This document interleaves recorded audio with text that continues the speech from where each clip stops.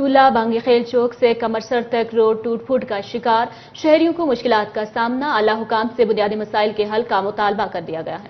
تفصیلات کالا باغ سے خالد خان کی اس رپورٹ میں۔ ٹولہ بنگی خیل چوک سے کمرسر تک روڈ ٹوٹ پھوٹ کا شکار ہے۔ یہ وزیر اعظم عمران خان کے انتخابی حلقہ میاں والی ون میں یونین کونسل ٹولہ بنگی خیل کا مرکزی روڈ ہے، لیکن اس کی حالت ناگفتہ بھی ہے۔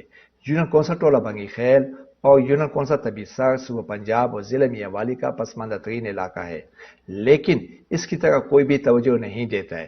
اس علاقے کے 95% دیہاتوں کے لیے روڈز نہیں ہیں، اور جن 5% دیہاتوں کے لیے روڈز ہیں وہ بھی ٹوٹ پھوٹ کا شکار ہیں۔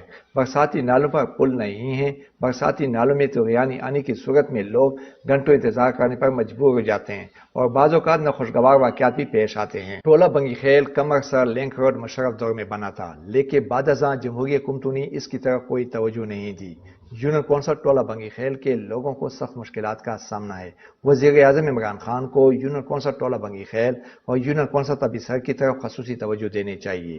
لوگوں نے وزیر اعظم عمران خان، وزیر اعلیٰ پنجاب، مقامی ایم پی اے ببلی خان، کوآرڈینیٹر احمد خان نیازی سے مطالبہ کیا ہے کہ ٹولہ بنگی خیل چوک سے کمرسر تک روڈ کو مرمت کیا جائے اور لوگوں کے دیگر بنیادی مسائل بھی حل کیے جائیں۔